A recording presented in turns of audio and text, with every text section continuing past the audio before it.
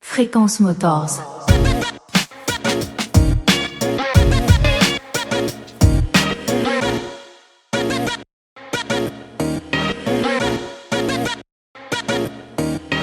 Bonjour tout le monde, bienvenue sur un nouvel épisode de Fréquence Motor. Aujourd'hui, je me suis déplacé à 1 heure de chez moi à peu près, donc ça va, je n'ai pas trop bougé. J'étais déjà venu vous voir, merci de me recevoir les gars. Bah merci à toi, c'est surtout toi. Je suis donc chez French Moto. Oui. C'est ça, le siège. Dans l'antre, la grotte. Tout va bien les gars ? Bah parfait. Bah on ne peut mieux. Merci parce que je vous ai surtout fait un message un peu au dernier moment en mode... Oh non mais tu sais, on est comme ça aussi.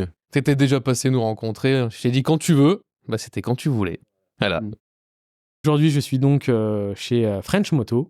On va parler un peu de vous, parce que l'avantage, c'est que par contre, mis à part cette première visite, je ne vous connais que très peu. Oui. Donc, je vais apprendre à découvrir un petit peu votre histoire, plus personnelle, la moto, French Moto, alors French Monkey, French Moto. Oui, French Monkey, French Moto. On en parlera aussi.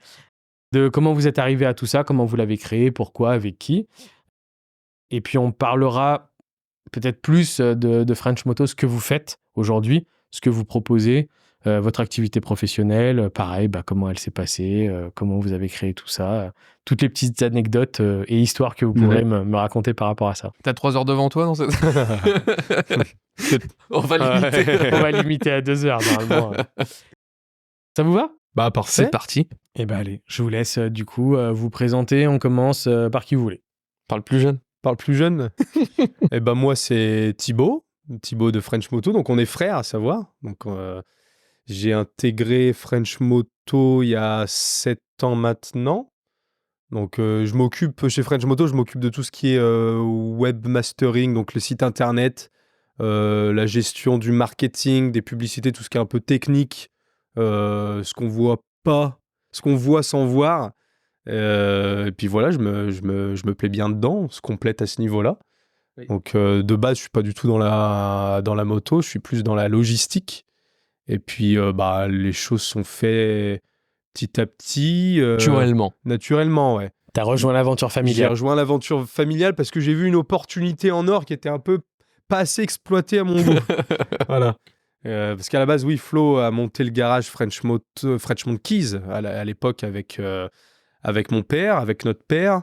Vous faisiez de la préparation moto pour des clients, pour le kiff, quoi, aussi. Oui, surtout pour le kiff à la Voilà, base. surtout pour le kiff. Ils avaient commencé à monter un shop de pièces en ligne qu'ils faisaient eux-mêmes. Pour leur préparation, ils ont eu de la demande, donc ils ont commencé à proposer des pièces qu'ils faisaient pour les prépas en atelier. Et ça marchait plutôt bien. Mais on peut pas être au four et au moulin. On peut pas être au four au moulin, ouais. Et quand j'ai perdu mon emploi à l'époque, j'ai vu une opportunité dans ce site internet qui était pas assez exploitée à mon goût, et j'ai dit pourquoi pas intégrer l'aventure et puis essayer d'exploiter cette partie-là. Et c'est comme ça que c'est parti crescendo en cacahuète un peu. Ils t'ont accepté sans... Ils ont été gentils. Ils ont été gentils, ouais. Et puis après, c'est le père qui a été évincé petit à petit, de lui-même surtout, mais voilà. Et la partie shop a pris beaucoup de place dans l'entreprise. On est venu à monter une SARL ensemble. Et puis voilà, on en est là, on en est maintenant. On va en parler, je pense. Mais... Et toi, Flo ? Eh ben moi, Florian, 34 ans. C'est ça, hein? Oui. Donc, il y a ébéniste de formation, pas de métier. J'ai été meilleur apprenti de France, mais ça m'a pas aidé à trouver quelque chose dans cette branche-là. Donc, j'étais au chômage à une époque, en même temps que le père, qui avait quitté l'armée, c'est un ancien militaire de l'armée de l'air. Et on a monté French Monkeys à l'époque. Donc, c'était... sans prétention aucune, on idolâtrait tous les préparateurs qu'il y avait à l'époque. Ils étaient peu nombreux. C'était en 2011. Et on avait une association Café Racer.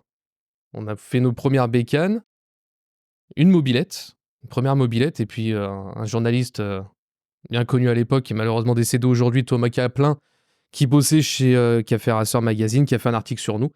Et c'est là où tout s'est propulsé après derrière. Ça a décollé. Après, ça a décollé. Donc, on a vite monté une structure auto-entrepreneur à l'époque, dans un tout petit boui-boui au fond de la maison C'était encore de la terre battue au sol, ouais.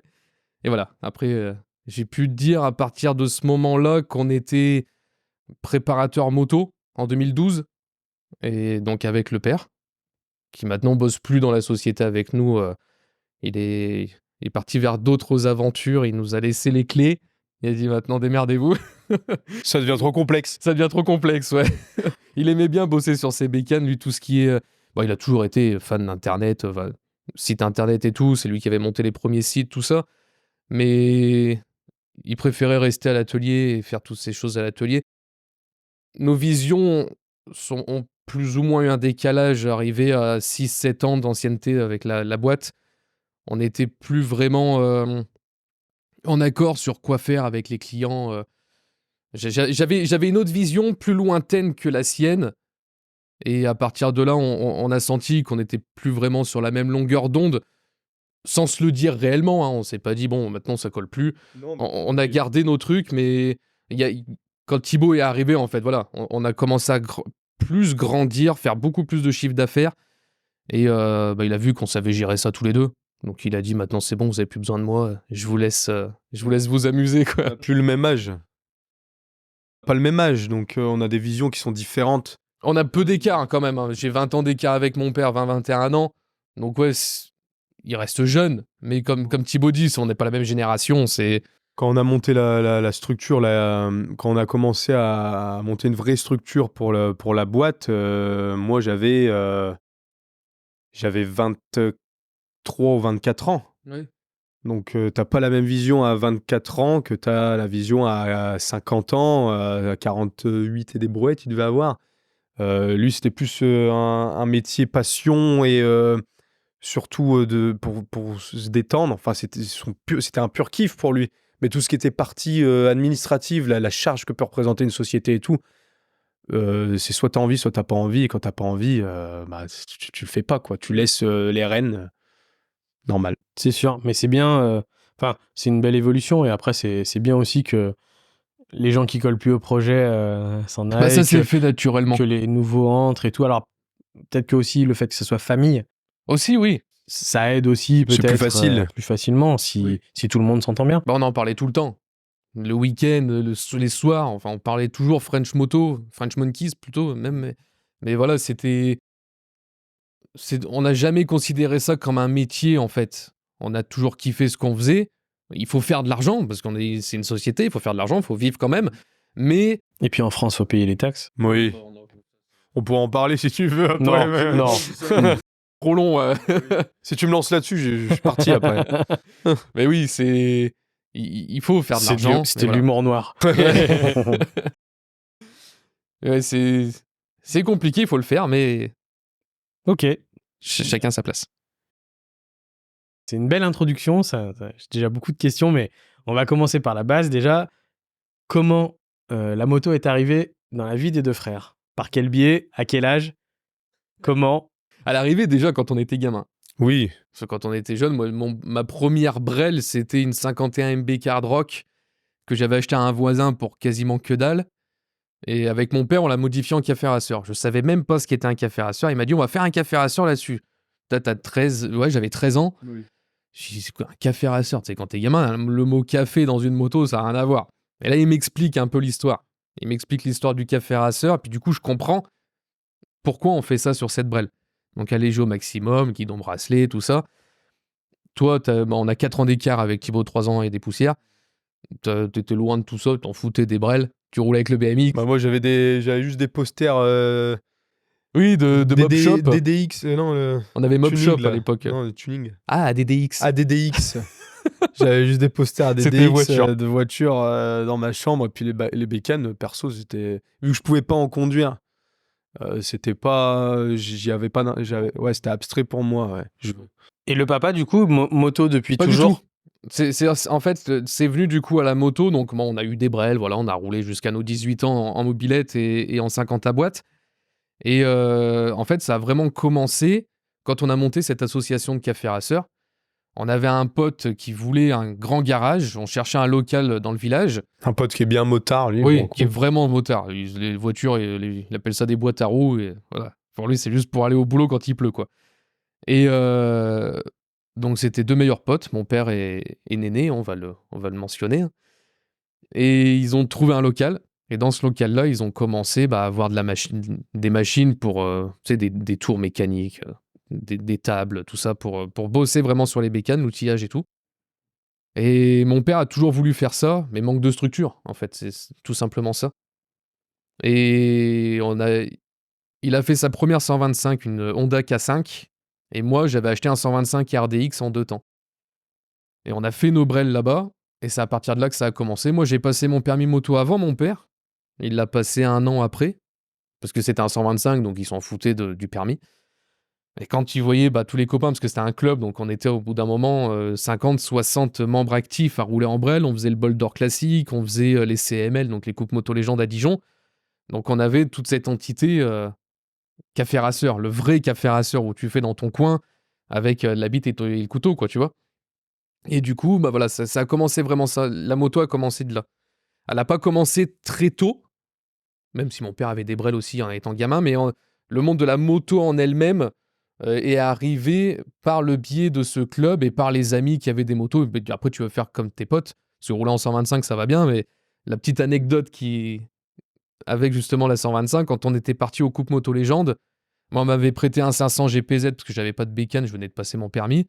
Et mon père avait son 125 K5, mais t'avais des 1000Z Kawa en café rasseur, t'avais de la 8,5 Suze GT, t'avais de la bonne bécane. Et quand tu pars au CML, on partait tous en groupe. Et il faut suivre le groupe. Donc en 125, pour suivre le groupe, c'est compliqué. Donc mon père, c'était tête dans le guidon à 120 fond de balle, mais avec un vieux K5 en bicylindre, en plus réglé à 362. T'avais les 2 pistons qui étaient en même temps. C'est pas le genre de balle qui prend 200 km à 120 tout le long. Donc il a flingué le moteur sur la route. Et c'est là où il s'est dit, bon allez, je vais peut-être passer le permis et me mettre un plus gros derrière. Donc voilà, ça a commencé comme ça. Mais pardon. Vas-y. La mécanique a toujours été dans la famille. Ça a toujours été là, ouais. En fait, ça a c'est surtout exactement été ce ça. que je voulais demander. Ouais. Je veux dire, parce que comment la bascule, elle se fait, par contre, avec votre papa et avec vous, à vous dire, je vais bricoler. Parce qu'il y a beaucoup de gens, à un moment, la moto peut rentrer par des amis, des envies. Les bricoler, c'est encore un autre... C'est encore différent. C'est encore différent. Ça a toujours, la mécanique a toujours été dans la famille. Le plaisir, enfin, surtout la customisation. Custom, c'est ça. Le custom. En fait, on a toujours aimé le custom, que ce soit sur voiture, moto, même vélo, tu vois. Oui. Ça a toujours été dans les gènes. Donc, en fait, c'est surtout ça qu'a fait. Et après, tu choisis un endroit canalisé. Ça a été la moto. Si ça avait été les voitures, ça aurait été les voitures. Mais en fait, on a fait les motos parce qu'on n'avait pas la place de faire des voitures. Une moto, tu la rentres par une porte dans ton garage. Notre garage, ça a toujours été une porte classique où tu pouvais rentrer qu'une moto. Donc c'est aussi pour ça qu'on a fait la bécane, parce que ça prend moins de place, ça coûte aussi moins cher, faut se l'avouer, enfin ça dépend ce que tu fais, mais ça coûte moins cher. Mais les voitures, oui, mon père avait des vieilles 4 chevaux, sa 4 chevaux, elle était rose, elle était droppée à mort. Moi j'avais des vieilles Cox, des combis, donc ouais, on a toujours baigné dans l'univers du custom quand même. En fait, ça a été la passion du custom qui a fait découvrir le monde de la moto, pas l'inverse. Ça n'a pas été l'inverse, ça n'a pas été... la moto et on est ensuite tombé dans le custom. Ça a vraiment été le custom d'abord et après la moto. Et puis voilà, on y a trouvé de quoi faire dans la moto. Il y a tellement de quoi faire que c'est là-dedans qu'on s'est épanoui en fait. Il y avait des vieux nitros dans les toilettes quand j'étais gamin. J'ai toujours vu ces grands magazines là, nitro, il y a toujours eu. Voilà, le hot rod, tout. Toi, tu passes du coup le permis moto. Moi, est-ce que je démystifie ou pas? Oui. Je le démystifie. Vas-y, c'est le moment. Moi, j'ai pas le permis moto. J'ai conduit des motos, mais j'ai jamais eu le permis moto. 125. J'ai le permis 125, ouais. Que t'as passé sur un gros cube. Oui, que j'ai passé sur un gros cube, 600 Gladius, je me rappelle. Oui. Mais j'ai jamais passé le permis moto. Puis il y a une raison? Il n'y a pas de raison spécifique, c'est que j'aime pas rouler en moto. J'adore les motos, j'adore rouler en voiture, j'aime pas rouler en moto. Et je me suis toujours dit, si t'aimes pas... Je suis en train de m'étouffer depuis tout à l'heure. Pas de souci. Bois un coup. Et je me suis toujours refusé de rouler en moto à partir du moment où j'étais pas bien dessus. Donc c'est pour ça que j'ai jamais passé le permis moto. Je suis un peu le...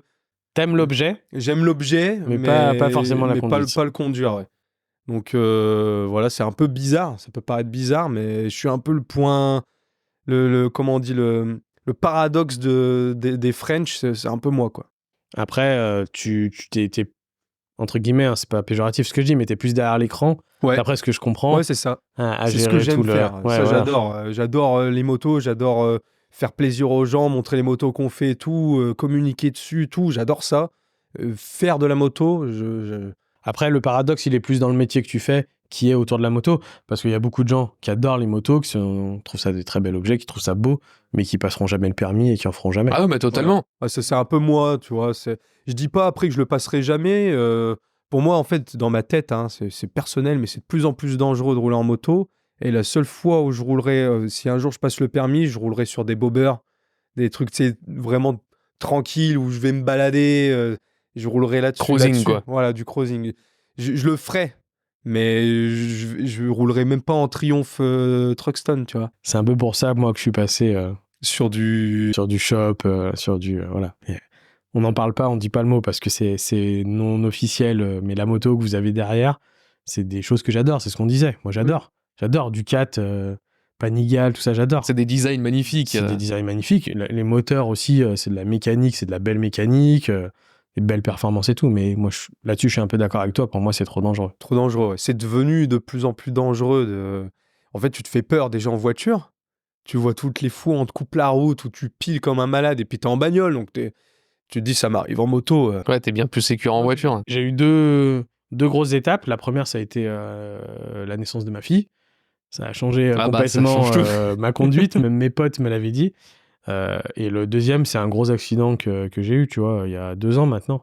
Et c'est vrai que ouais, les deux, ou complètement pas en tort du tout, enfin, tu vois. Ouais. Et c'est vrai que je pense que j'ai été plutôt miraculé, ou enfin, j'ai eu beaucoup de chance, on va dire. Miraculé, c'est peut-être exagéré. J'ai eu beaucoup de chance, les conséquences auraient pu être beaucoup plus graves. Et du coup, c'est vrai que ça fait un peu réfléchir, malgré tout. Ouais, totalement. Et c'est vrai, quand t'as jamais eu, pour les gens, alors il y a beaucoup de gens qui ont eu des accidents, mais moi, c'est vrai que ça a quand même changé un peu le truc à dire, ouais, tant que tu l'as pas eu, je trouve, le gros accident, même si tu dis la moto, c'est plus dangereux que la voiture parce que la carrosserie, entre guillemets, c'est un peu nous, tu mesures pas, je trouve, vraiment le truc. Et c'est vrai que là, cet accident, en plus de ça, pour la petite anecdote, j'ai déjà raconté, mais bon, c'est comme si on en parlait ensemble. L'après-accident a été filmé par un gars qui a fait 2 millions de vues sur TikTok. C'est vrai mon premier, ouais. Et du coup, c'est un truc qui m'a rappelé après, tu vois, qui m'a montré, au final, quand si c'est pas filmé, tu peux pas mettre d'image, t'as que le ressenti, t'es pas t'as que les choses comme ça. spectateur, oui. Ouais. C'est ça. Et l'après-accident, comme il a été filmé, quand je l'ai revu et que je me dis, mais tu vois, en gros, ça m'a fait un truc où j'aurais pu être allongé mort. Enfin, Ouais, tu tu vois, prends plus conscience de la voilà. chose encore oui. derrière Ouais, c'est ça. quand tu te vois toi par terre. quoi. Puis là, ça. des jeunes, on en a eu. Ça va être chiant, ça. Tu peux aller prendre à boire si tu veux. Mais là, je tousse Il est depuis 2 malade. jours. Pas mal. J'ai eu la gorge défoncée, je sais pas pourquoi. Mais j'ai pas. Autour de chez nous, il y a une nasse pour aller sur Amberieux.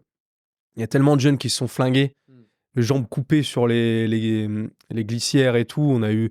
Peut-être que psychologiquement, moi, ça m'a aussi touché. Et puis les mecs, ils sont tous restés, quoi. T'as des fleurs plein la nationale. Donc après, je dis pas que ça arrive forcément, mais moi, dans ma tête, voilà. C'est. Puis il y a une contrepartie avec la passion, comme t'aimes vraiment ça, toi qui as, je pense, beaucoup plus conduit de moto. Oui, oui. Voilà. Il y a tout un autre côté avec la moto, en termes de ressenti, d'évasion, de liberté, de plaisir, selon les motos et tout, qui, heureusement, Contrebalance. énormément ça. C'est clair. Après, je pense que c'est une question de... Et puis, il y a des gens qui sont foufous, et puis moi, j'en ai déjà podcasté, et puis j'en ai déjà avec que je connais très bien. C'est leur vie, c'est leur choix, c'est... voilà. Oui. Bah, je comprends. Il y en a, ils vont me dire pareil. Je préfère les voitures de sport. Je peux rouler des fois un peu pas comme un taré, mais fort. Il y a des gens qui vont dire je comprends pas. Moi, j'aurais peur. La même chose que moi, je peux dire sur la moto. Sauf que moi, le fait de mettre le cul sur une moto, eh ben, quand je la conduis, je ressens pas le plaisir qui va venir contrebalancer le reste. Tu C'est vois. personnel, c'est C'est personnel, subjectif. voilà, exactement. Si t'as plus de peur que de plaisir, autant pas le faire. Ça, c'est tout à fait ça, parce que la bécane représente justement cette liberté.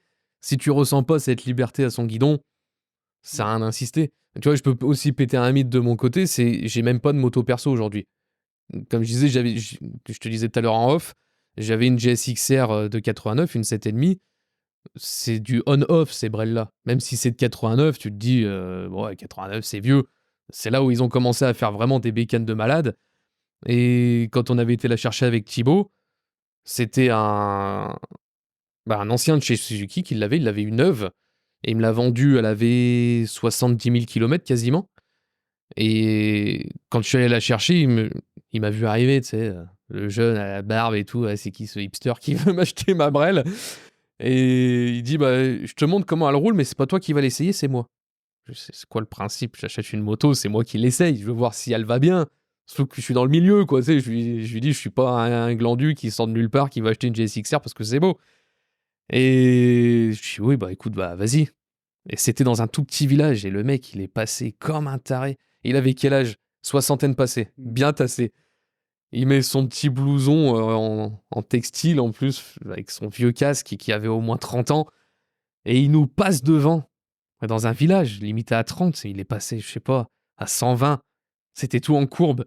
Je dis, mais c'est quoi ce taré? Mais il la connaissait par cœur, c'était sa Brel. Puis t'as montré que, voilà. Ouais, il m'a montré, voilà, qui t'achète la Brel, moi je la connais. Et effectivement, la Brel, elle était clinique. Puis paix à son âme. Oui, pas son âme. Il est décédé maintenant. Malheureusement, il est décédé. Et puis encore une petite anecdote, si tu veux. Parce que je sais que t'aimes bien ces petites anecdotes. C'est ton téléphone qui vibre, là? Non. Un de ses potes me contacte, peu de temps avant qu'il décède. Et il me dit, voilà, j'ai Patrick qui est sur la fin. Il va décéder dans les heures ou dans les jours à venir. Son rêve, ce serait de réentendre la GSX-R. Pour te dire à quel point il était amoureux de sa Brel. Et c'est sa femme qui a voulu qu'il la vende parce qu'il était tellement taré avec. Elle s'est dit un jour il va se tuer avec. Finalement, 2 ans après l'avoir acheté, il m'a contacté pour ça. Donc je suis vite allé à l'atelier parce qu'il m'a dit c'est pressé. Donc je suis vite allé à l'atelier, je l'ai démarré, je dis Patrick c'est pour toi. Je la démarre tout. Je lui envoie la vidéo. Ça me fait des émotions rien que d'en parler, tu vois. Et il me dit il a eu un grand sourire et il a dit merci et il est mort juste après. Incroyable. T'imagines le truc? Incroyable. Il attendait ça et du coup, je voulais la vendre, cette Brel. Au final, elle était en vente sur le Bon Coin en plus. Hein. Je l'ai enlevée du Bon Coin et il y avait son fils qui était là. Et puis j'ai dit à son fils, si tu veux récupérer la moto, je te la revends, même moins cher que je l'ai achetée. Je m'en fous, je fais pas de plus-value parce que la cote en plus avait monté sur cette Brel-là. Et je dis, je te la revends, le prix que tu veux. C'était l'objet de ton père. Moi, je l'ai très peu roulé. J'avais dû faire 200 bornes avec, grand max. Je dis, voilà. Et il m'a dit, non, c'est sympa. Je suis pas motard. Même si c'est pour l'objet, je saurais même pas où la mettre ou quoi. Et il m'a dit, c'est sympa. Si tu veux la vendre, vends-la. Puis au final, je l'ai vendue peut-être 2 ans après. Je l'ai quand même gardé parce que ça m'avait tellement retourné, ce truc-là, que voilà, c'était... Et ça montre encore la passion de la moto. Et moi, c'est ça qui me plaît et qui me fait toujours halluciner sur les histoires, à quel point on peut être passionné, à quel point on peut être amoureux d'une moto. Ouais, c'est ça. C'est incroyable. Alors chacun la vit différemment. J'ai des potes qui sont pas du tout comme ça, qui adorent la moto, mais qui s'y attachent pas du tout.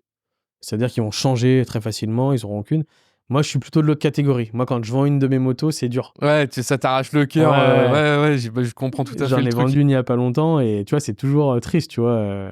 Tu te dis, attends, je vais faire plein de photos avant de la vendre. mais c'est vrai que c'est une belle histoire, c'est incroyable.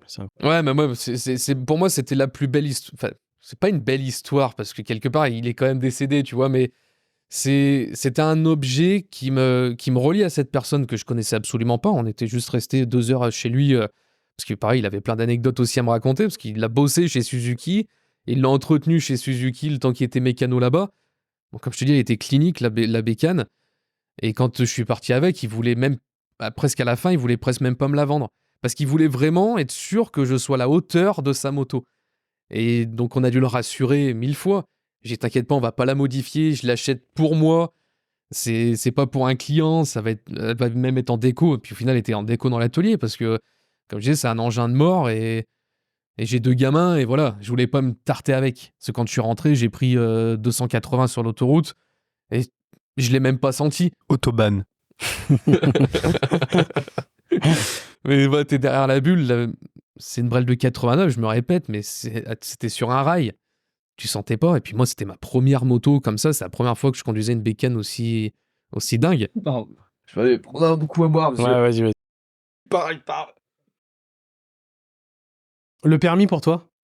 Comment ça Oh, se passe à l'époque? C'était très simple, 2 ans après le permis voiture. Et je l'ai passé. J'ai eu que des couilles tout le long. Donc j'ai passé mon permis moto là où j'avais passé mon permis voiture, donc je connaissais déjà le moniteur qui était fou de moto. Je veux bien un verre aussi, Thibaut, s'il te plaît. Ah, il y a la fontaine, c'est bien. Ouais. Fraîche ou tiède? Fraîche, ouais, je veux bien. Oui, s'il te plaît, ouais. Et donc très grand motard lui aussi, le moniteur. Et donc déjà, il te montre sur le plateau que tu peux pas tomber avec une moto, même au ralenti. Il te tapait dans le guidon, il se mettait derrière moi, il me tapait dans le guidon, et puis il dit, regarde, tu te mets en butée, la moto peut rouler toute seule. Et c'était un modèle à carbu, une 500 GSE. Donc carbu, c'est carrément plus simple pour un plateau. Tu sais, tu lâches l'embrayage, et puis elle roule toute seule, la brelle, comparée aux injections où il faut jauger. Et toutes les heures de roulage que j'ai fait, c'était sous la pluie. Et j'ai fait 2 fois 6 heures de roulage, net, d'un coup. Donc j'ai fait 12 heures de roulage tout seul, jamais avec un autre motard. Et c'était tout le temps sous la flotte. On prenait des belles routes de montagne et tout, mais c'est tout le temps sous la pluie. Donc j'en ai pas un super souvenir, parce qu'il faisait froid en plus, donc c'était pas top. Et le plateau, après j'ai passé mon examen très très facilement. Les doigts dans le nez, c'est passé, j'étais content. Même il y avait un bouquin à lire, tu sais, il te file un bouquin sur les trucs à savoir sur la moto. Moi j'étais jeune et con, non mais c'est bon, je sais tout. Puis le jour du permis, grand coup de chance, il me pose une question, je sais même plus laquelle c'était, mais je connaissais la réponse. Et tous les mecs avaient feuilleté ce bouquin des heures, et moi je savais même pas ce qu'il y avait dans ce livre. Et j'y suis allé comme ça. Et je l'ai eu net, précis d'un coup. Ça s'est très bien passé, ouais. Donc par contre, t'as eu peu de motos alors? J'ai eu peu de motos. J'ai eu des bécanes, si j'en ai eu quand même. Mais en fait, il roule celle qu'on achète, qu'on fait gagner ou qu'on t'ait. Ouais, pour moi, ça me suffit. Petite balade avec la moto terminée, préparée. Je fais une petite balade, je roule une petite demi-heure comme ça. Et ça me suffit. J'ai pas ce besoin d'aller rouler beaucoup loin, de m'évader. Parce que j'ai pas le besoin de m'évader, en fait. Avec le métier que je fais, je m'évade en les faisant, les motos. Et ça me va très bien. Mais j'ai eu quoi? J'ai eu un 125 RDX, comme je disais au début, qu'un vieux pote de lycée m'avait vendu, Arnaud, qui verra certainement cette vidéo parce qu'il nous suit depuis le début. Qu'est-ce que j'ai eu d'autre? Après ça, je me suis acheté une BMW, une R60, qu'un pote du club, de la sauce, nous avait vendue. Pour 3 fois rien, j'en ai fait une bécane comme je l'imaginais. Parce que c'est aussi le problème qu'on avait avec la plupart des clients qu'on a eus. Ils osent pas nous donner carte blanche pour faire une balle. Ça nous est arrivé une fois où un gars nous a dit, vous avez carte blanche. On a fait un café rasseur sur un 1100 XS, bien préparé, très beau, qu'il a gardé, qu'il a toujours aujourd'hui. Tant ça doit faire 8 ans au moins qu'on l'a fait.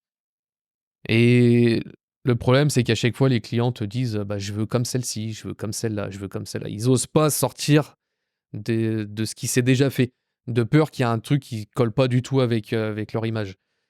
Et donc, j'en avais marre de toujours faire plus ou moins les mêmes styles.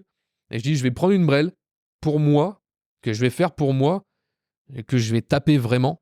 Et vu qu'on était spécialiste BMW à l'époque, les R80, R100, R60, j'ai dit, je vais prendre une R60 et je vais la faire comme je veux. Donc, j'avais mis un énorme guidon, mais un beach bar, on appelle ça. Ça revient bien sur toi. Et le réservoir de la BM, on l'avait découpé, on l'avait rétréci. Boucle arrière très modifiée, très creusée, qui remonte avec une selle très fine. On avait utilisé avec notre sellier Get Sellerie, on avait pris un cuir de fauteuil club qu'il avait refait. Donc il avait dégagé le vieux cuir. Et je dis, moi je veux ça sur ma brelle. Il me dit, mais t'es fou, c'est moche, c'est vieux. Je dis, mais justement, je veux ça. Et la brelle était nickel avec un réservoir en feuille d'argent. Donc la brelle était vraiment parfaite partout. Mais la sellerie, bien vieille, dans un vieux cuir fauteuil club qui était déjà qui était tout mou, tout craquelé, qui se déchirait. Et c'était ce que je voulais retranscrire. J'ai toujours aimé mélanger l'état clinique très propre, très chromé ou très noir brillant avec des vieilles pièces toutes usées, toutes pourries. Et ça, c'est ce que j'aimais faire avec les voitures déjà à l'époque, les Cox, tout ça. Le style Hood Ride, on appelle ça, où tu mélanges la rouille avec des jantes chromées. Et j'ai toujours adoré ça et j'ai toujours fait ça sur les brels derrière. Mélanger la rouille, Parce que la première brêle qu'on avait fait, c'était avec un réservoir tout rouillé. J'avais passé la meuleuse dessus, Sur une 400 XS. sur la 400 XS, ouais. Et c'était un bijou. Après, on avait vernis brillant dessus. Donc, t'as de la rouille qui est emprisonnée sous le vernis brillant. Donc, ça donne un côté sous vitrine, tu sais, qui est vraiment pas désagréable parce que tu touches et tu sens rien. C'est parfaitement lisse. Et tu vois qu'en dessous, il y a de la texture et tout. Et ça, c'est toujours ce que j'ai aimé faire, c'est jouer avec les textures et tous ces trucs. Je m'éloigne un petit peu de ta question. Hein, Non, mais... non, non. non, mais c'est intéressant. Mais du coup, ça veut dire que tu n'as pas non plus vécu les road trips, partir rouler beaucoup avec les copains et tout, ou si tu l'as... on l'a fait on le faisait avec le club. Quand on partait au CML, on restait bivouaqué sur place. Hein, on avait les tentes. Les collègues suivaient avec le camion parce qu'on avait une énorme logistique. On avait le camion, les grosses tentes, vu qu'on était une cinquantaine. Bah, moi, j'étais dans les bagnoles, du coup. Oui. Mais il fallait qu'on bouffe et tout sur place. Donc, on faisait en plus la bouffe sur place avec les grosses marmites, le réchaud à gaz. Donc, ça allait des jeunes comme nous, d'une vingtaine d'années, et même plus jeunes. Des fois, il y avait les gamins aussi qui étaient là. Et ça allait jusqu'à 70, 80 ans pour les plus vieux, tu vois, dans la sauce. Donc, Ouais, il y a eu du road trip et tout comme ça. Ouais, mais du road trip avec des vieux qui faisaient les road trips. Tu vois, les 1000 vaches, le plateau des 1000 vaches, où c'est l'hivernal pour ceux qui connaissent pas, où tu vas tu vas rien faire en fait. Tu vas dans un champ où il neige, tu dors sur place et puis tu repars chez toi le lendemain. C'est complètement Tu te con. casses la Tu vois. gueule 3-4 fois dans le Oui. trajet. Bon, aujourd'hui, il neige neige plus. glacé. À l'époque, il neigeait. Maintenant, il neige plus là-haut, malheureusement. Mais c'était. Ouais, ça, je l'ai jamais fait. C'est un regret. Genre, je peux encore le faire. Hein. Il faut juste remonter une équipe de bras cassés pour la refaire version foufou, mais il faudra qu'on le fasse d'ailleurs. Avec. Si je dis pas de bêtises, Demis, que j'ai podcasté, il l'a fait. Et Il y en a beaucoup, hein. Et il y en a une en Allemagne. Oui, très les connue aussi. éléphants, ouais. Ouais. Ouais, ça aussi, c'est Qui pareil. paraît Hein. qui est... C'est encore plus gros. C'est un level au-dessus, je crois. Ouais. Là, le plateau des 1000 vaches, c'est dans le Massif central, donc tout le monde peut plus ou moins y aller. C'est au milieu de la France. Là, en Allemagne, il faut remonter. C'est ardos, là. Hein. Et puis, c'est une équipe apparemment là-bas. Ouais, c'est gros. C'est très gros bien comme arraché. truc. Bien Ouais. arraché. Mais oui, voilà. Après, ouais, on a fait des petits road trips sympas comme ça, ouais. Mais toujours très organisés. On partait jamais avec la bite et le couteau, et puis on verra ce qui se passe là-bas. Je suis pas très aventurier. Il sort pas beaucoup, lui. Voyage pas beaucoup. Ouais, je suis un casanier. Vous avez quand même les copains autour qui ont, quand vous êtes plus jeune aussi, qui ont les motos, vous partagez ça Ouais. avec les potes. C'est votre village d'origine ici ? Oui. Bah, ça fait 25 ans qu'on est ici. Avant, on était avec Thibaut, la famille, hein, père et mère, on était dans le nord. Vu que le père était militaire, on était muté dans le nord. D'origine, on est côté Grenoble, tout ça. On a été muté dans le nord. Thibaut est né dans le nord. Moi, j'avais quelques mois hein, quand on est arrivé là-haut. Et à mes 10 ans, donc on est resté 10 ans dans le nord, après on est arrivé ici. On est arrivé dans le village. Puis maintenant, on est bien implanté parce que le père, du coup, est maire du village. On travaille tous au même endroit parce que dans les bâtiments où on est, donc on a notre garage. Ma femme, juste derrière la porte, elle a une friperie. Et notre mère, elle a une boutique où elle fait restauration de meubles, vente de décoration, tout ça. Donc on reste en famille, tu vois, toujours. Ouais, puis on a toujours eu quand on était plus jeunes, les copains, quand on avait tous des motos avec plus ou moins de budget, tu vois. Oui. T'en as qui avaient les dernières, quand je dis ça, quand on avait 14 ans. Hein. 14-15 ans, ouais. 14-15 ans. T'en as qui avaient les dernières GPR nues de Derby, machin, à 3300 balles la moto. Le mec, il l'a encore de trace. Il se souvient encore du prix. Puis t'en as un qui récupère la mobilette de son frère qu'il a eu un peu avant, quand même. Je pense que toutes les personnes qui ont connu les motos, les mobilettes plutôt, dans les villages, parce que moi je l'ai connu un peu plus tard, mais j'ai connu ça aussi. Ouais. Ouais, bah oui, t'as un le gars décalage. qui revient avec l'Aprilia RS C'est ça. 50, carénage, course et tout, et toi t'es avec ta 103 SP. Ça. Tu tombes en panne et tout, lui, il en a rien à se couiller. Ouais, je l'appelle fils à papa. Il se la faisait tirer 2 semaines après, il en avait une nouvelle. Et puis toi, tu te traînais. Où tu le suppliais de te la prêter pour aller faire un tour. Allez, vas-y, je vais l'essayer. C'est lui qui pouvait emmener les gonzesses derrière. Toi, t'étais sur ta mobilette, une place. Je m'en rappelle encore. Hein. D'ailleurs, la femme avec qui je suis maintenant, elle montait derrière le mec en GPR nude. Et puis moi, j'étais avec ma mobilette. Et puis je lui dis, si tu veux, tu peux me monter sur la barre centrale. Là. Ouais, la barre de renfort chromée qu'on avait. Mais est-ce que l'essentiel, c'est pas que c'est toi qui l'ai récupéré plus tard? Ah bah oui, non mais lui, il avait que ça pour lui. Ouais. Toi, aujourd'hui, c'est bon. Ouais, bah oui. Ok. Du coup, on va avancer un petit peu sur du coup, le début de French Monkey. Mhm. Déjà, Première question, pourquoi French Monkey Ah, à l'époque? ça, j'aime bien le raconter parce que pareil, c'est un pote du club, enfin de la sauce qu'on avait aussi. Donc dans cette assos, on avait monté cette première brelle, la mobilette entièrement trafiquée. Et on était sur un forum à l'époque qui s'appelait Café Racer Club, je crois. La de petite souvenir. brelle qui est toujours ici, d'ailleurs. Oui, elle est toujours là, on la garde. Hein. Et il a dit, c'est marrant, on dirait, c'est les French Monkeys par rapport aux préparateurs danois de l'époque, les French Monkeys. Donc il avait juste enlevé le W, il avait mis F, et puis nous, ça nous allait, c'était marrant. On était dans une assos, on était à milieu de se dire un jour on ferait des brels pour des clients. C'était pas écrit pareil, par contre.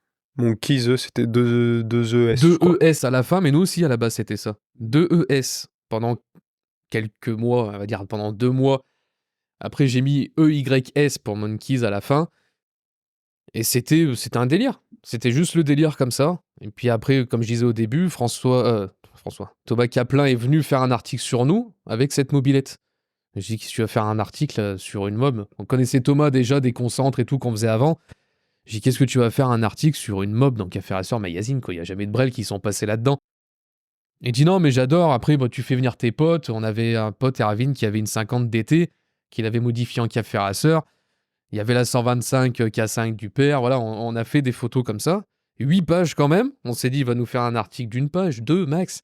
Et 8 pages avec des très belles photos. Enfin, c'était vraiment un très bel article. Et en discutant à la fin des photos, il dit, bah les gars, pourquoi vous faites pas des brels pour des clients? Vous avez la place ici.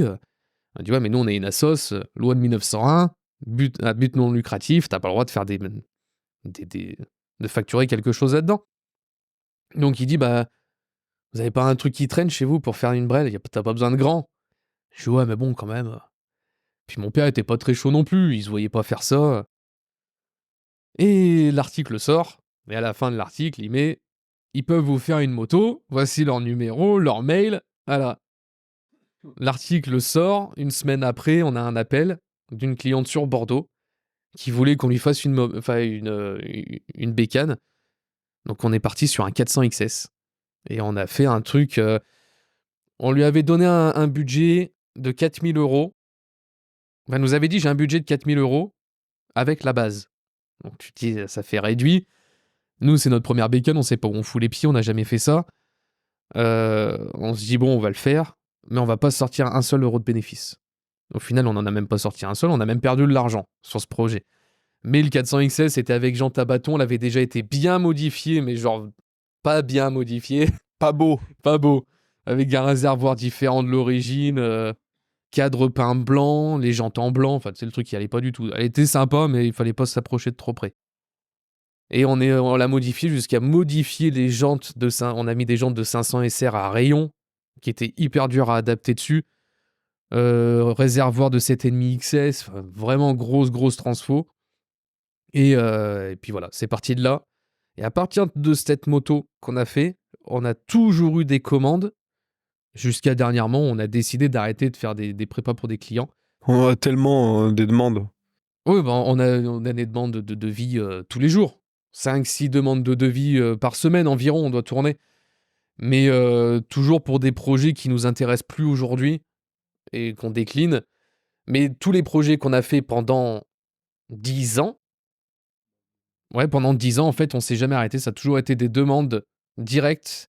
Et on n'a jamais fait de moto en avance qu'on vendait après derrière. On a toujours fait des demandes des motos par des demandes de clients directement. Donc c'était...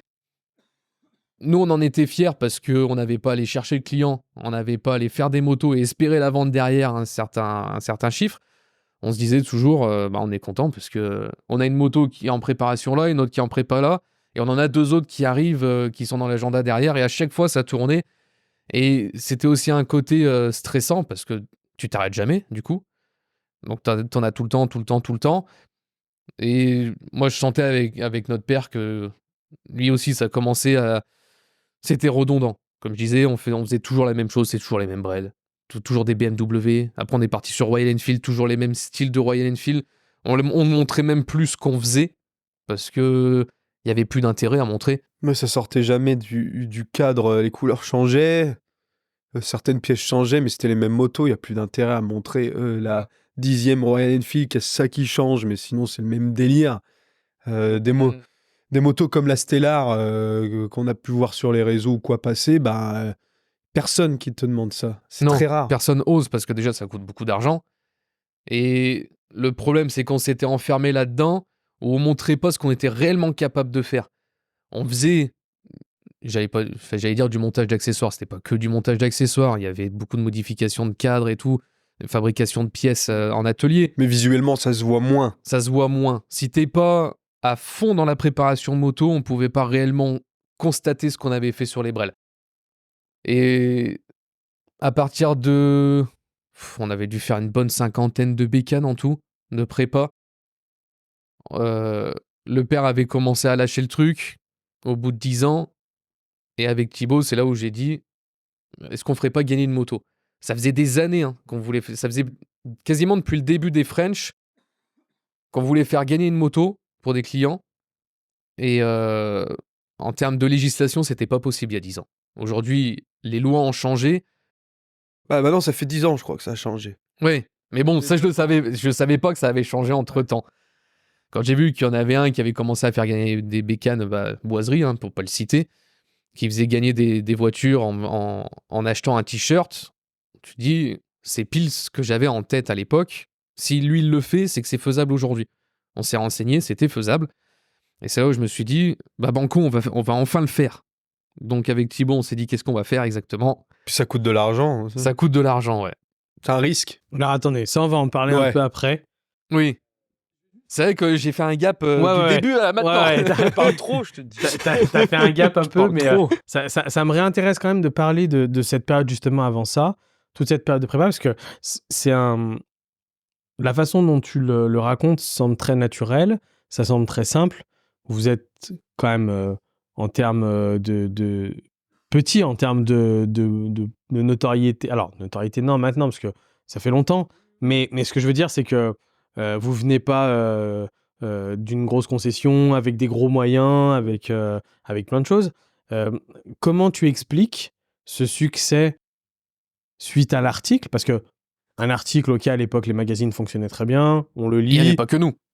Il n'y avait pas que vous. Ça, je peux l'entendre, mais la pérennité après, derrière de ça, quand tu me dis ça s'est jamais arrêté jusqu'à ce qu'on décide d'arrêter, Ouais. comment tu l'expliques ça? Parce que vous avez fait des choses, vous communiquiez beaucoup. C'est la communication. En fait, la communication, elle est primordiale. Sans Internet, aujourd'hui, tu peux pas. On avait fait d'ailleurs un reportage avec Combini, où ils étaient venus nous voir en nous demandant pourquoi vous êtes dans un village de 1500 habitants et vous arrivez à faire un métier comme celui-ci, qui est quand même une niche dans une niche, parce que c'est la moto, mais c'est la préparation dans la moto. En touchant des gens de la France entière. Ouais. Donc ils ont dit, comment c'est possible? Donc du coup, je vais te dire la même chose que je leur ai dit à l'époque, c'est la communication, il n'y a que ça en fait.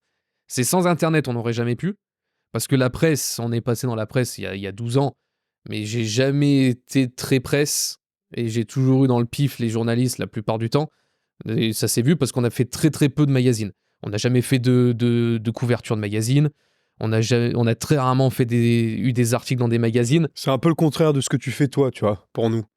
Dès que toi, tu vas interviewer des mecs...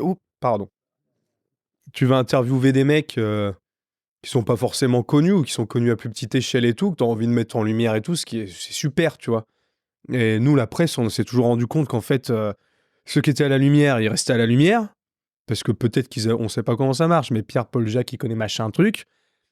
Et les petits gueux, entre guillemets, qui sont à la campagne, dans leur grange, qui font les motos et tout, des fois, quand on veut combler un petit vide, on va leur faire un carré dans un magazine, et puis basta, tu vois. Et ça, comme dit Flo, on a toujours eu ça on les a toujours ça dans le pif, tu vois, on n'a jamais apprécié cette façon de faire. Et c'est pour ça qu'on n'a jamais couru après les magazines, et puis ils sont aussi écartés de nous un petit peu, sauf quand ils avaient besoin d'argent pour te faire payer une page, tu vois. Mais il y avait un magazine à l'époque, je vais pas le citer parce que je suis très en froid avec celui qui tenait ce magazine-là et qui voulait mettre en avant ce qu'on voit pas. Et on avait investi avec lui dans ce truc-là, avec notre association, justement, à l'époque, dans ce magazine. Et quand on lui a proposé une Brel à mettre dans le magazine, il m'a dit, tu sais, j'en ai plein autour de moi et tout, j'ai pas besoin de ta Brel. Et là, à partir de là, en fait, c'est là où j'ai compris comment fonctionnaient les magazines. Et c'est à partir de là où j'ai eu beaucoup de mal avec ça. Pas tous, hein. Non, pas tous, J'imagine qu'il y en a mais des une très grande bien. partie. Une bonne grande partie dans le milieu de la presse moto. C'est pas pour rien que tout s'est pété la gueule, hein, au niveau presse bécane.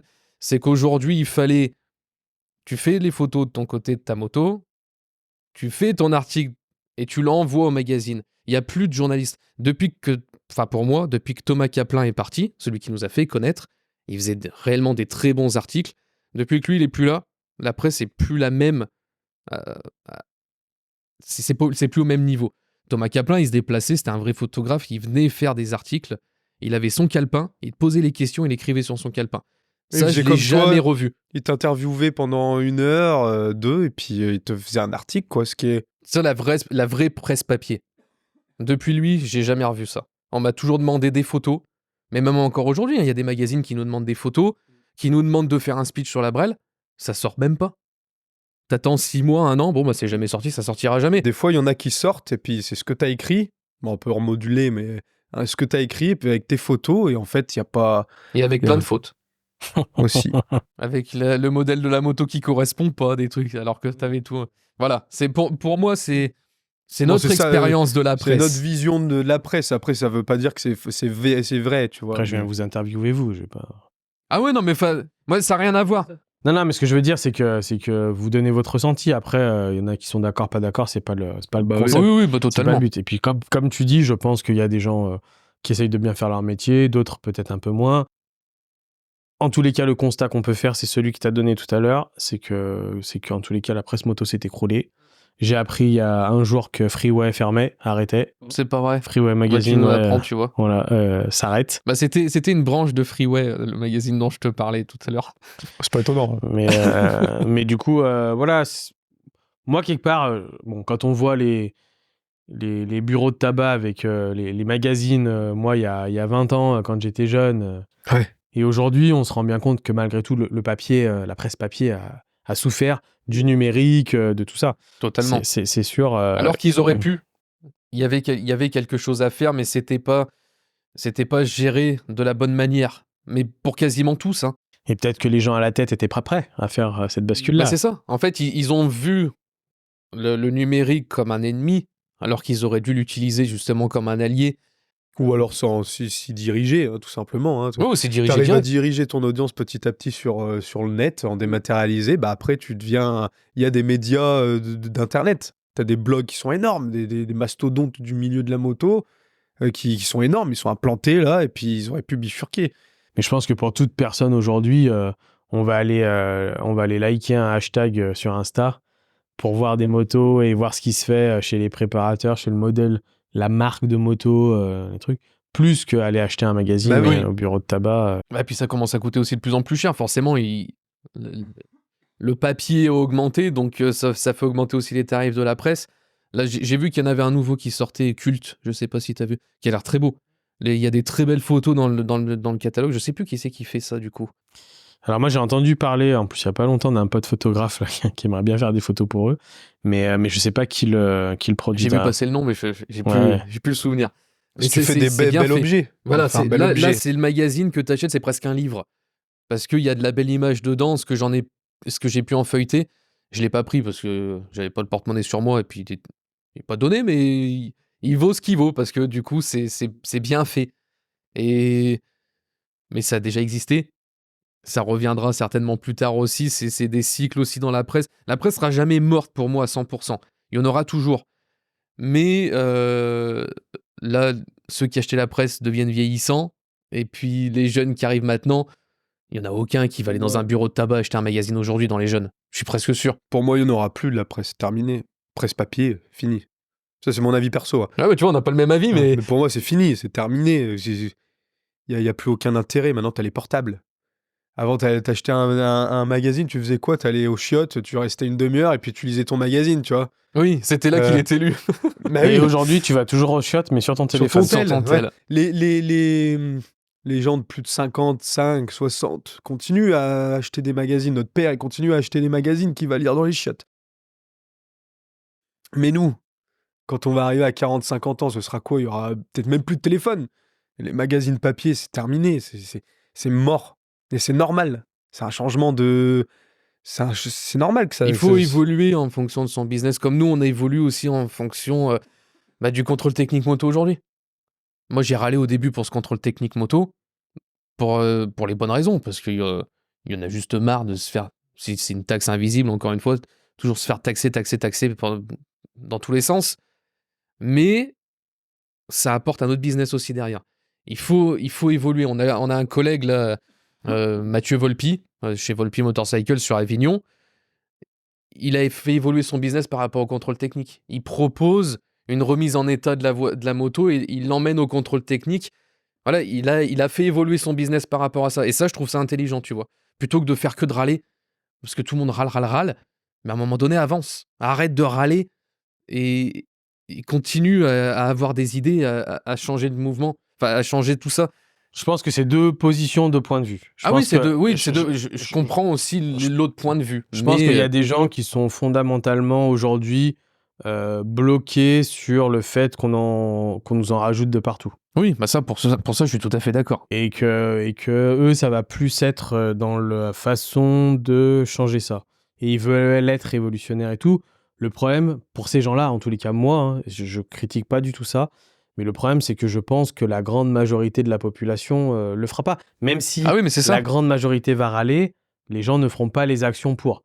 Si on avait voulu bloquer pour le contrôle technique moto, il fallait le faire bien avant mais après, qu'on manifeste ça a pour été les fait, choses. Mais c'est pas écouté aussi. Non, mais ça a été fait. Au final, il y a 2,5 millions de motards en France.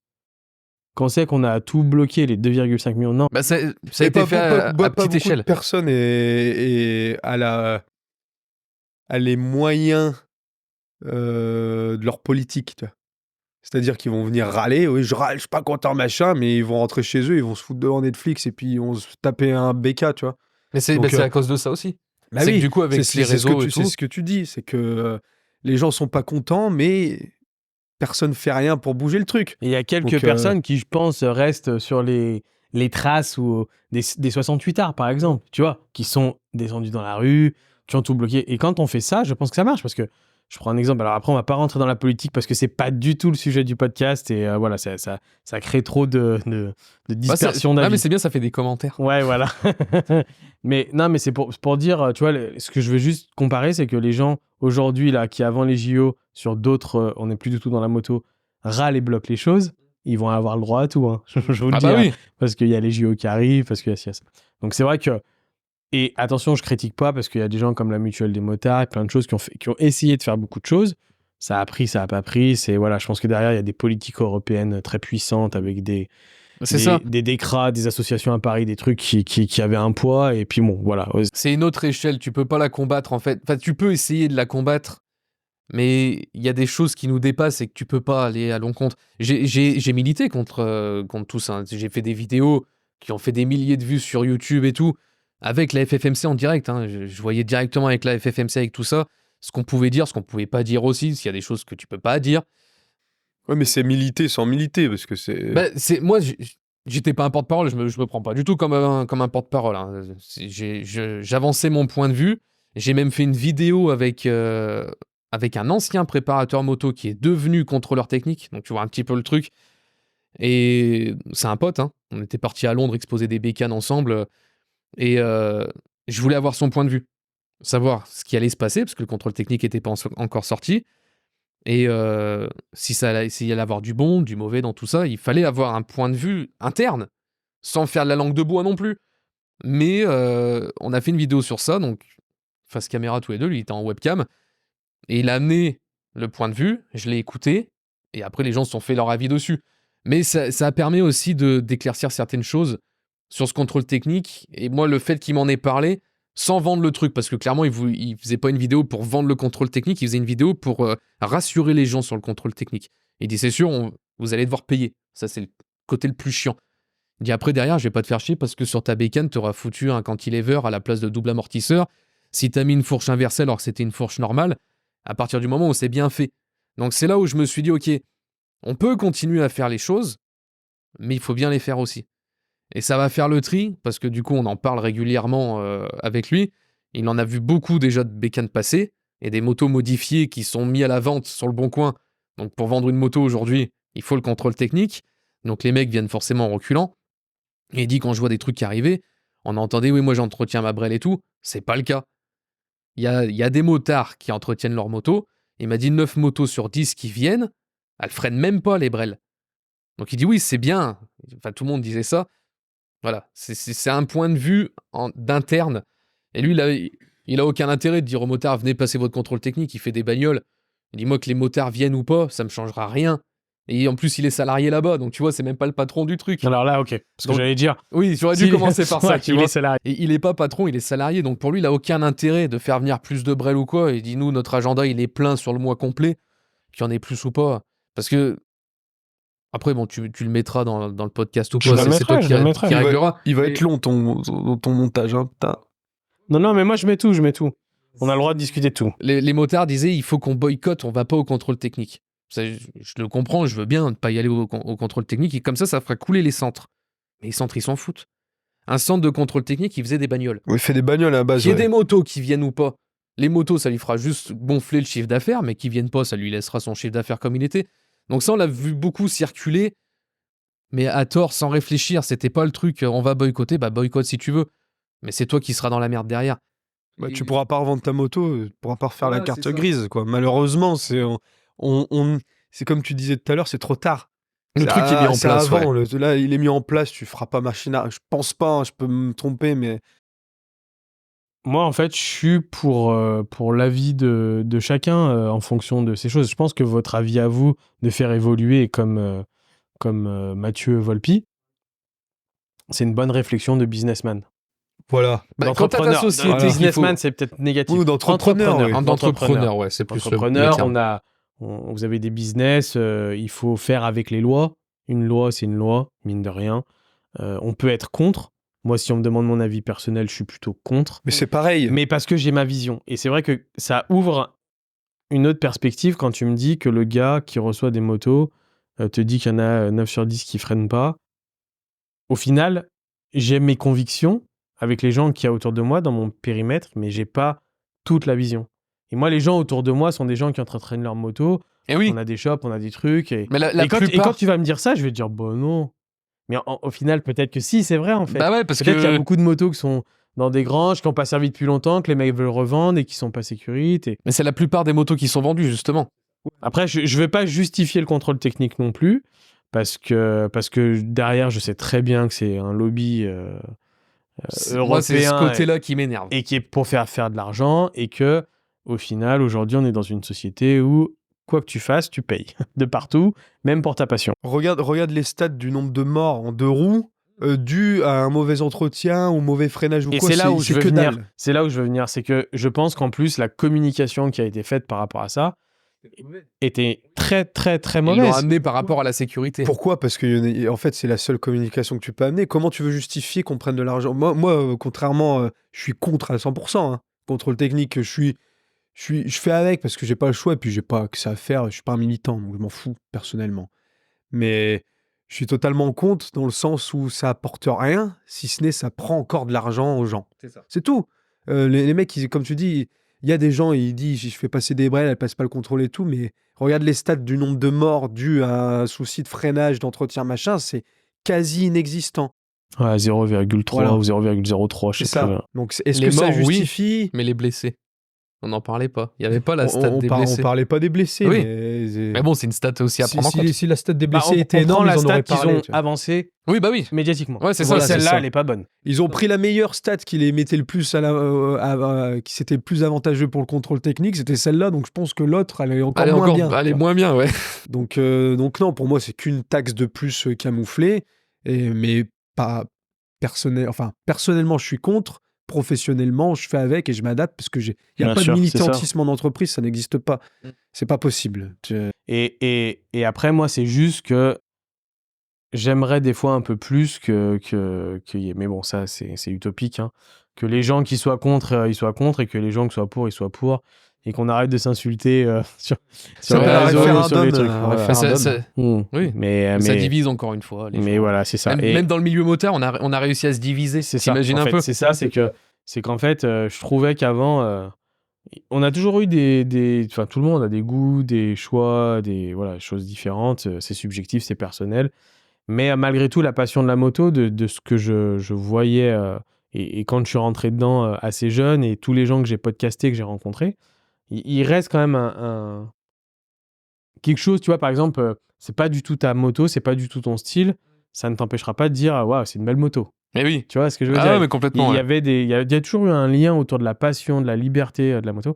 Et cette chose d'actualité, ce contrôle technique d'actualité dernièrement, je trouve, a fait ressortir les mauvais côtés parce qu'elle a beaucoup divisé les gens. Ah, complètement. Nous, on l'a vu sur les vidéos, le nombre de commentaires qu'on a eu, c'était affligeant. Les mecs s'insultent littéralement entre eux, ou je vais venir te péter la gueule. Putain, arrêtez les gars. Il fallait tous aller au même endroit pour militer et dire non, et puis voilà, après. C'est pas de la politique. Après, bon, je pense qu'on arrêtera dans. Tu fais un référendum, t'as pas de souci. Oui, non, oui, bah t'acceptes. Non, t'acceptes pas. Ce qu'il y a, c'est que là, les gens, ils sont pas contents parce qu'on leur impose. En plus, ça touche à leur portefeuille et on leur a rien demandé. Tu demandes aux gens, il y a la moitié de la populace qui dit oui, t'as rien à dire. Si je peux dire, t'as rien à dire, quoi. C'est fini. Le débat clos, terminé. Il y a plus de débat. Il y a rien. Là, il y a pas de débat. Donc forcément, les gens se déchirent. Et ça ceux serait qui- passé quand même. Même si on avait fait un référendum, le contrôle technique moto serait passé. Alors Parce très que bien, le truc mais que du t'en- coup, c'est moins critiquable. Oui, mais parce que du coup, tu donnais la voix à ceux qui n'avaient pas de moto.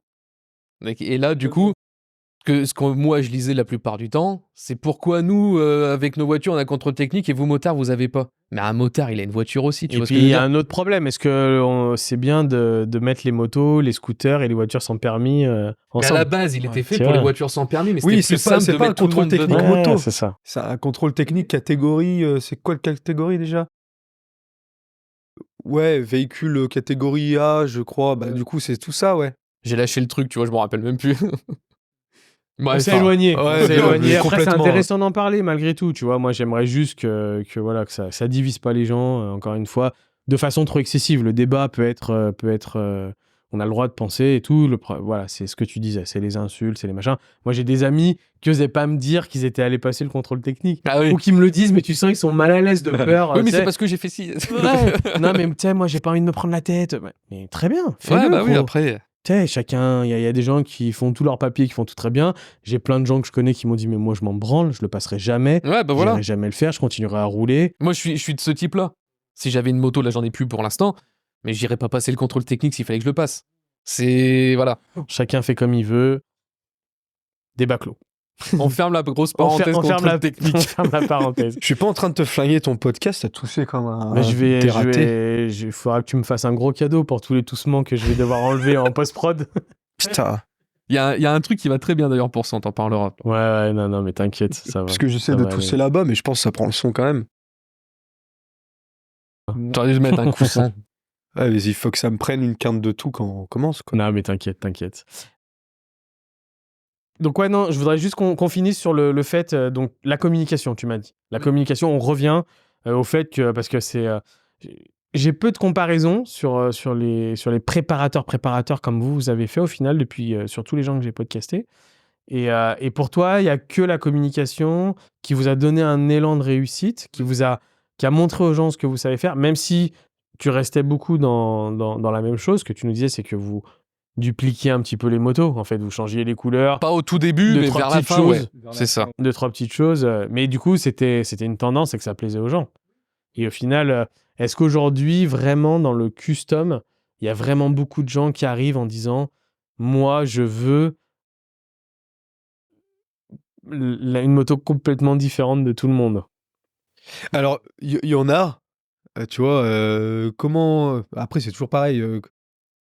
Combien ça me coûterait pour faire une moto un peu comme la Deep Forest qu'il y a derrière, là, ou la Stellar, tu vois. En fait, ce qu'ils aiment, c'est l'extravagance de la moto, tu vois. Donc, tu leur dirais, bah, je te fais une moto aussi délirante, mais qui n'a rien à voir, ils te diraient, OK. Sauf qu'il y a le budget derrière. Et les mecs qui ont le budget pour faire des grosses motos, il y en a pas beaucoup. Est-ce que vous Si on prend l'exemple de la Stellar, vous pouvez me dire le budget de la Stellar On était à 40 000. 40, ouais. Base compris, c'était 40 000. Mais le travail était tellement énorme dessus. Tout était fait à la main. On avait travaillé avec Jake Appiata, un ancien de chez Lazaret qui fait de l'aluminium. Avec Lionel pour l'électrotechnique et tout, les compteurs digitaux, enfin, Ouais, toute l'interface un graphique. électrotechnicien. Ça, 40 000, tu me les donnes demain, je te refais pas la même moto, toi. Ah non. Je te dis non. Je vais te dire, bah, c'est 60. Parce que c'est une misère à faire. Mais non, pas parce que c'est une misère, puis déjà, on veut pas faire 2 fois les mêmes brels. Non, mais dans le même délire, tu vois. Mais dans parce le même que ça délire, prend oui. beaucoup de temps, donc du coup, ce serait pas. Ouais, parce que pour toi, t'estimes que les 40 n'englobent pas le temps de travail que. Non, on l'a pas mis dedans. Si tu veux, on avait fait l'estimation de 40 000 parce que, bah, je peux le dire, hein, de toute façon, quand tu fais un concours, tu dis, bah, la moto, le lot pour lequel vous jouez, il coûte tant. Parce que c'est une moto qu'on faisait gagner, on l'a pas dit, mais la Voilà. Stellar, ouais, c'était une moto On qu'on faisait faisait gagner, gagner. ouais. Elle coûte tant, la moto. Si pour X ou Y raison, la moto, tu la brûles ou quoi, le mec qui gagne, il faut lui donner 40 000. Enfin, le prix que t'as dit de la moto. Donc, si on a mis le prix que ça nous a coûté, mais on n'a pas mis le prix de la main-d'œuvre que ça nous a pris, etc. Tu vois. Mais là, tu penses que t'es plus sur les 60 On est plus sur les 60, ouais. Donc, mais si je mettais 60, je dis une connerie, elle crame et je lui dois 60 au mec, alors qu'il y a 20 000 que moi, ça m'a pas coûté. Tu vois. Donc voilà, mais au niveau moto, pour revenir à ta question, c'était sur la com. Est-ce que tu penses qu'il y a vraiment que la communication qui fait l'atelier? C'est 90%. Oui, parce que déjà, on a toujours été un atelier fermé au public. Tu peux pas venir chez French Moto et puis dire qu'est-ce qu'on fait ensemble. On n'a jamais fait ça parce que vu que la notoriété commençait à monter et qu'on était bien suivi sur les réseaux, si demain on ouvre ici au public, on ne travaille plus. On est mort. Tout le monde vient voir ce qu'on fait, ce qui est normal. Si t'es ouvert, comme chez Bac sur Lyon, il a un énorme local et tout le monde vient voir ses brels là-bas. Il l'a toujours. Parce qu'il a, je sais pas. Ouais. C'est pas le bon exemple. Tu pouvais y aller. Ouais, voilà. Et puis aller voir les motos et puis discuter avec quelqu'un là-bas. J'aurais aimé avoir ça, mais c'est pas vraiment notre fil conducteur. On a toujours voulu rester dans notre coin, faire nos trucs dans notre coin. Même nos clients qui en faisaient les motos, ils nous posaient la moto s'ils l'avaient, sinon on l'achetait nous. Et il y a des fois, on voyait même jamais le client. Ça nous est déjà arrivé de faire une moto pour un client. Il nous l'a fait livrer, on fait la moto, on lui renvoie chez lui. Merci, elle était chouette, au revoir. Voilà, c'est tout. Et ça, j'aime pas ça, tu vois. C'est pas un truc. On aime toujours faire des motos. Enfin, on aimait faire des motos par rapport au gars avec qui on avait déjà discuté des heures avec lui avant, quoi. Mais pour notre part, ouais, la com, la notoriété de l'atelier, c'est la com. La com sur les réseaux et tout, pour notre part. Après, t'as des mecs qui, oui, ils ont pignon sur rue, ils ont un gros atelier, ils peuvent choper des mecs via les passages, voilà. Est-ce que vous arrivez à estimer à peu près une moyenne sur toutes ces années-là de montant de prépa que les gens vous donnaient?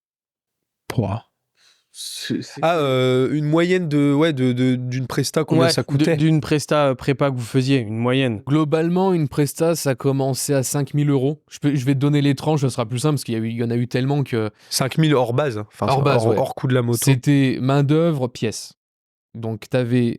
Et puis presta, peinture, tout ça, derrière, sellerie et tout.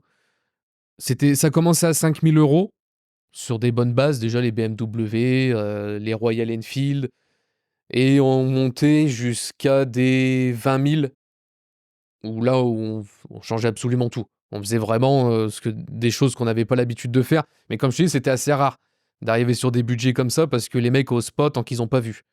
Mais nous, vu qu'on veut pas faire quelque chose qu'on a déjà fait, ils pouvaient pas voir ces choses-là. Donc voilà, on s'était enfermé dans un truc comme ça. Mais ouais, on était entre 5 et 15 000 pour la bonne moyenne, parce que 20 000, c'est arrivé une fois. Donc ouais, c'est entre 5 et 15 000, ouais. Et puis pas rentable, quoi. Pas rentable c'est par rapport au nombre où on était à bosser dessus, quoi. Par rapport au nombre, t'es un mec tout seul, 5 000 en auto-entreprise, bon, s'il arrive à en claquer une par mois, ce qui est des fois pas super, pas faisable de ouf, parce que t'as des prestats, des fois, qui te prennent du temps. T'envoies un pot en céramique, le mec, il a pas le temps, ouais, tu l'auras dans 3-4 semaines, tu vois.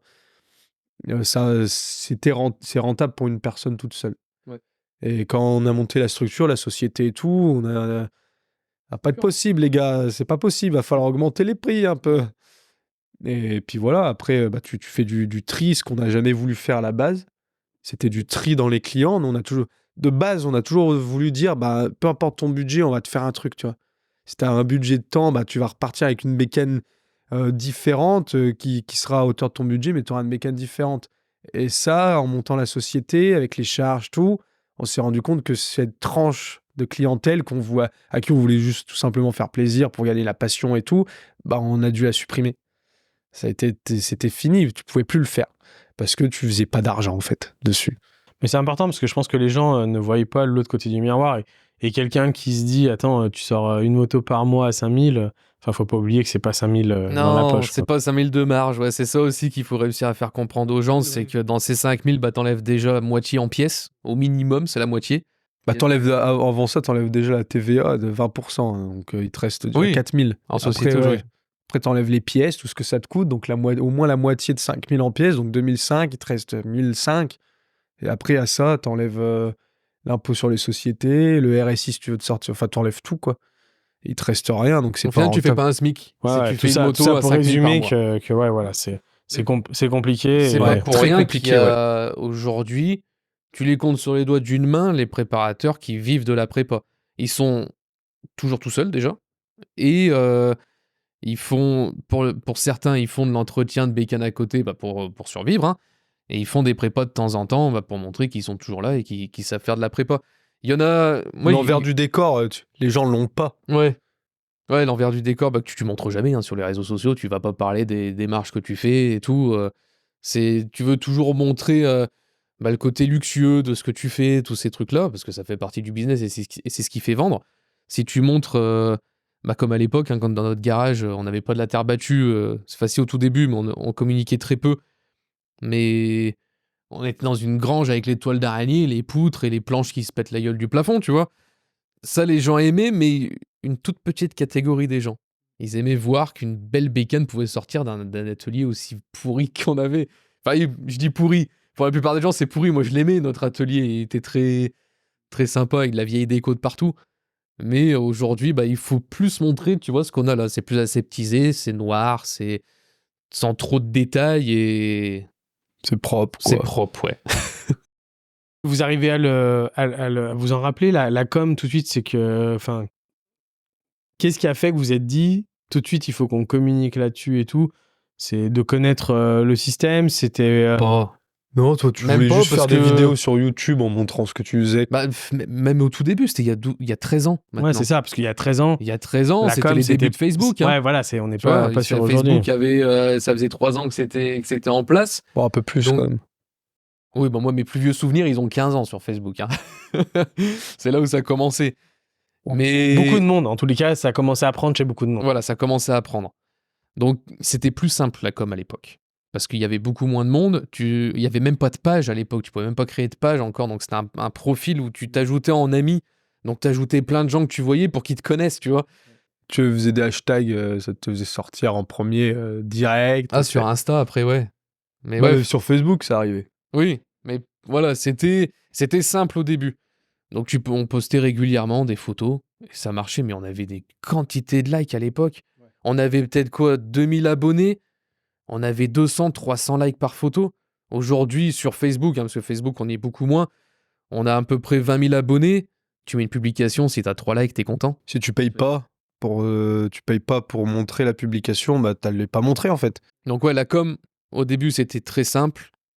Moi, j'y connaissais rien, donc je postais de temps en temps, et c'est ce qui nous faisait connaître. Les forums aussi, les forums, ils jouaient beaucoup. Bah savoir que la com de base, les réseaux sociaux, le fonctionnement, c'était ceux qui essayaient de faire de la com de façon professionnelle, ils se faisaient péter les jambes par l'algorithme et puis ils te montraient pas. Et les mecs lambda qui postaient par passion des trucs, c'est là que ça fonctionnait. Là, ça s'est inversé avec le temps. Maintenant, ouais, Tellement de contenu, tellement de personnes, tellement de milliards de personnes qui veulent faire du business sur Insta, Facebook, tout ça, que maintenant,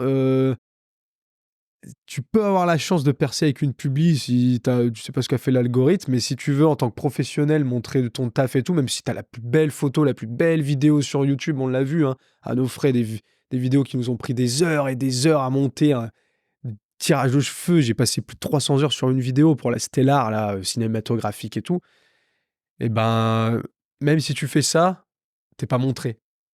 Il faut que tu aies soit la chance de faire un truc putaclic, Il lui les pincé. Putain, tu dis soit va payer le réseau social pour sponsoriser ta publi, et puis ça te coûte de l'argent, oui, tu montres à des gens, mais...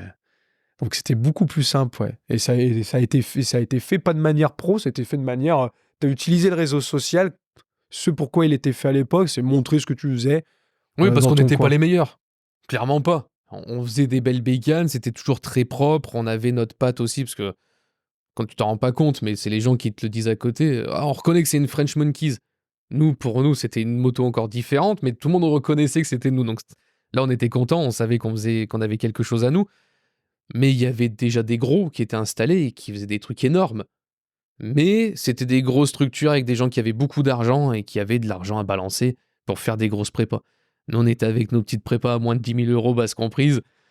Bon, on a fait nos salons, hein. On était invités au salon du 2 roues à l'époque. On pouvait y aller en tant qu'invité sans payer 1 euro pour avoir je sais pas combien de mètres carrés.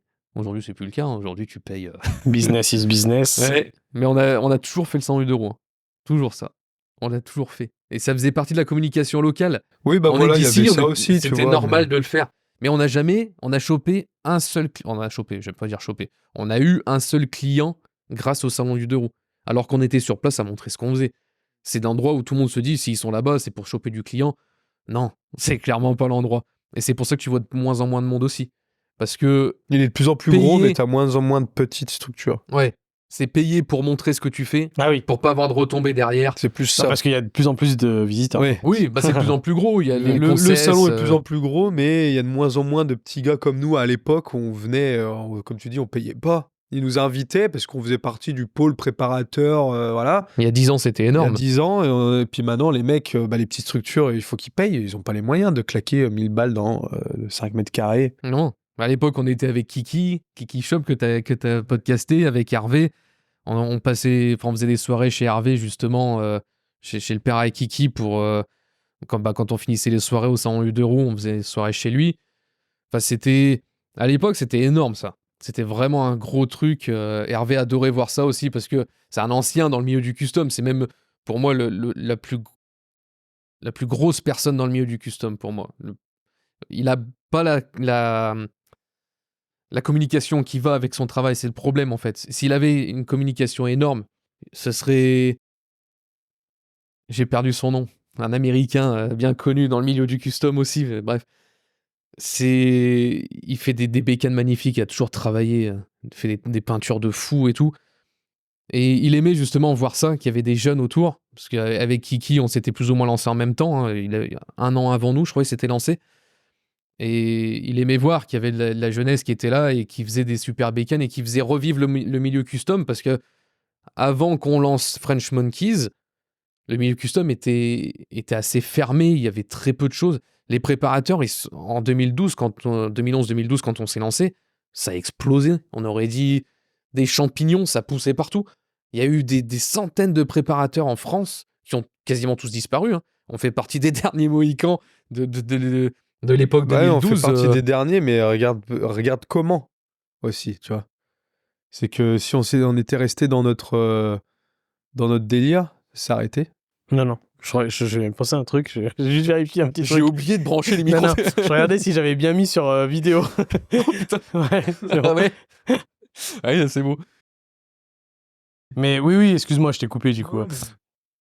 Si on était resté dans notre délire de préparateur comme les mecs qui sont montés comme des champignons, tu disais à l'époque, bah on aurait coulé.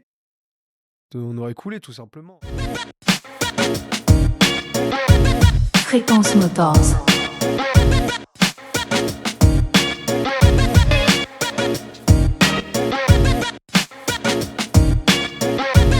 Fréquence Motors.